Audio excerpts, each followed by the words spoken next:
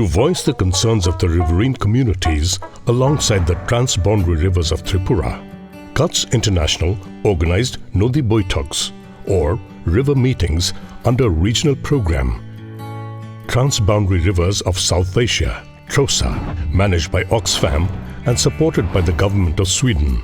TROSA aims to ensure that riverine communities of the Ganga-Brahmaputra-Meghna basins in Bangladesh, Nepal and India and the Salween Basin of Myanmar can uphold their rights, build resilience and participate in water resource management.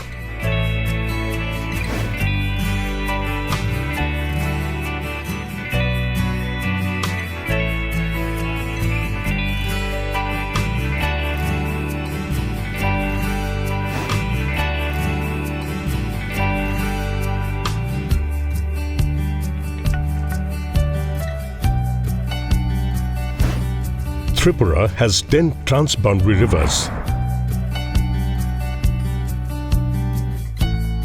These rivers flow through the state, enter Bangladesh and, after merging with different rivers, finally reach the Bay of Bengal.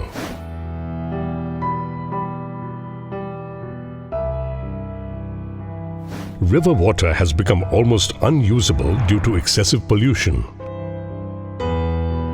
Women folk from the indigenous communities who bathed in the river said, "Owing to river water pollution, we are suffering from skin diseases. Nowadays, we hardly use river water for drinking and bathing because it is polluted.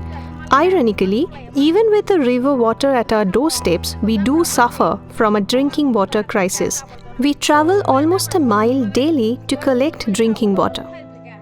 According to an official in the Tripura PWD, the river must have a minimum of 10 to 15% of the total water discharge during the lean period. Otherwise, it will lead to river pollution.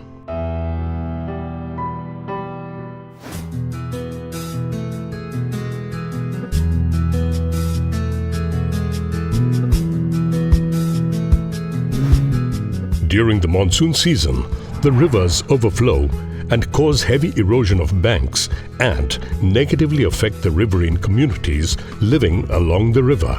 A flood in the downstream area is a common phenomenon almost every year. River erosion is common in our area. We have lost almost 3 acres of our agricultural land because of river erosion. Not just erosion, we also face seasonal floods almost every year that affect our livelihoods and life.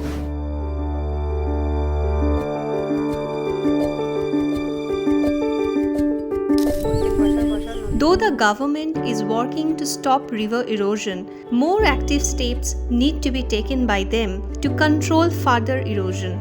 Otherwise, even our village will be swallowed by the river one day. Indigenous women in the upstream area are mainly engaged in agriculture and use river water throughout the year. They contribute significantly to the local tribal economy. There is no supply of drinking water or deep tube wells in the area. Thus, the river water is the only source of water for them.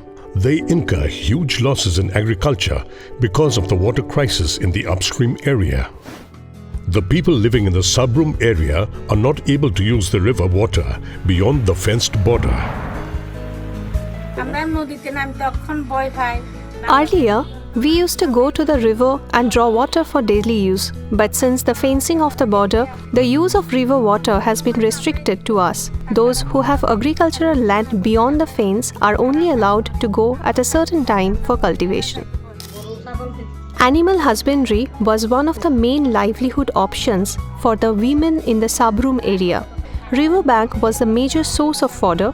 We feel that the importance of the river is immense for animal husbandry. Due to the restrictions on the use of the Feni River, animal husbandry decreased drastically in our area. Earlier, we used to take bath and catch fish in the Feni River, but now we have lost those opportunities and this has impacted our daily lives. The National Water Mission of India has undertaken a rainwater harvesting program. Catch the rain where it falls, when it falls.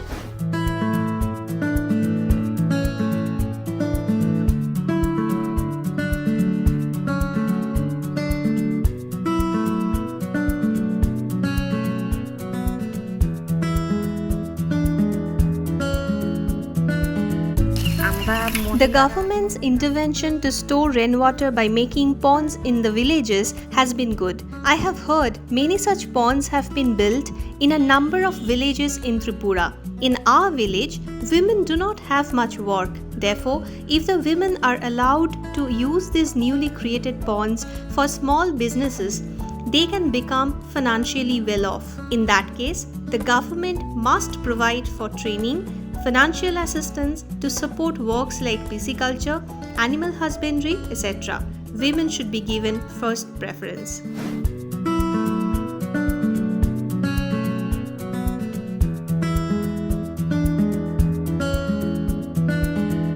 Dwindling livelihoods have left very few options for the riverine community, particularly women. Since women are more vulnerable to floods and erosion, riverbank stabilization is of utmost importance. Nature-based solutions can be explored to stabilize the riverbanks in a sustainable manner. A water-focused citizen science approach can also be initiated, ensuring the participation of women and youth to build their capacity on various issues related to water governance. This will include pollution, irrigation, early warning systems, etc. Further, micro-enterprises have to be promoted among women with adequate incentives and skill development.